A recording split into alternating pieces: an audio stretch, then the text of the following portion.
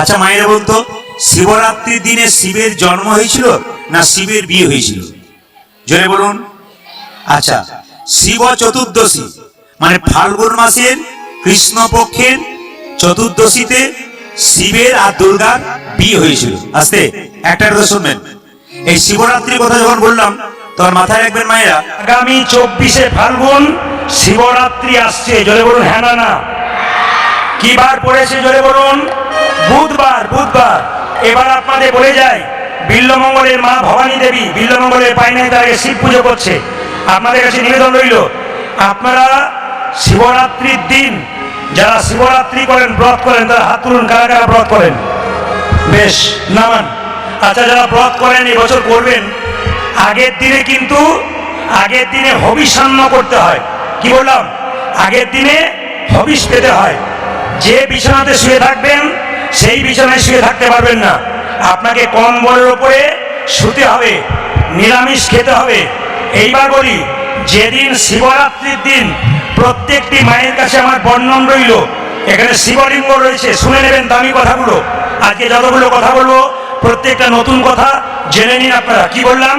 শিবলিঙ্গ বাড়িতে শিবরাত্রির দিনে 4টা মাটির তৈরি করবেন, 4টা মাটির শিবলিঙ্গ তৈরি করবেন, 4 প্রহরে পুজো করবেন। প্রথম প্রহরে ওই মাটির শিবটাকে দুধ দিয়ে স্নান করাবেন। আপনারা আগামীতে ইউটিউবের মাধ্যমে পেয়ে যাবেন এই কথাগুলো, তাকাবেন আমার দিকে। কি বললাম? 4টে শিব তৈরি করে, শিবলিঙ্গ মাটির তৈরি করে প্রথম পরে কি দিয়ে স্নান করাবেন জোরে বলুন? আর একটু জোরে বলুন। দ্বিতীয় প্রহরে দই দিয়ে দধি, তৃতীয় প্রহরে ঘি দিয়ে, আর চতুর্থ প্রহরে আপনি স্নান করাবেন কি দিয়ে জোরে বলুন? হ্যাঁ না, মধু দিয়ে। কিন্তু কুর্ম পুরাণ একটা কথা বলেছে, শুধু তাই নয়, আপনারা দেখবেন হরিভক্তি বিলাসও বলেছে যে শিবকে বাদ দিয়ে যদি কেউ কৃষ্ণকে ভজন করে তবে কৃষ্ণ তার প্রতি সন্তুষ্ট নয়। কারণ 12 জন বৈষ্ণবের মধ্যে প্রথম বৈষ্ণব হচ্ছে, পরম বৈষ্ণব হচ্ছে শিব ঠাকুর।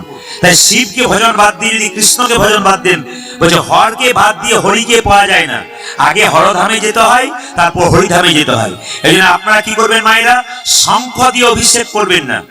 যদি আপনি দুধ, ঘি, মধু না পান, আপনি শুধু গঙ্গা জল দেন তাতেও হবে। এবং আবার দেখো, শিবের অপর নাম হচ্ছে কি বলুন তো? কি? আশুতোষ, অল্পতেই সন্তোষ। যদি আপনি গঙ্গা জল না পান, যদি আপনি চাপা করে জল দেন, তাতেও কিন্তু বাবা সন্তুষ্ট হয়ে যায়। এবার আপনাদের বলে রাখি, শিবলিঙ্গ একের বেশি দুটো রাখতে পারবেন না, খুব মাথায় রাখবেন। তবে শিবলিঙ্গের পাশে নারায়ণকে রেখে প্রসাদ দিয়ে যদি খান তবে আপনার বেশি লাভ হয়।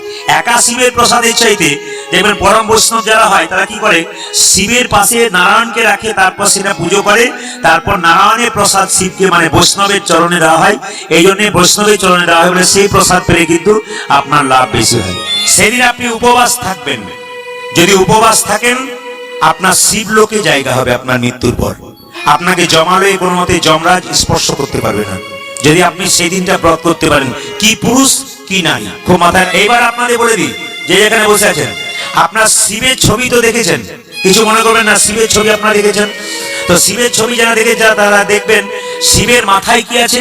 গঙ্গা। আর এখানে কি আছে? অর্ধেকটা চাঁদ। এখানে কি আছে? সাপ। বাবা শিব জগৎকে 3টে শিক্ষা দিয়েছে। আপনারা যারা কীর্তন শুনছেন, তত্ত্ব শুনতে এসেছেন, একটু মন দিয়ে শুনবেন। বাবা শিবের মাথায় আছে, জটাতে আছে গঙ্গা, কপালে আছে কি? অর্ধেকটা চাঁদ, গলায় আছে কি? সাপ।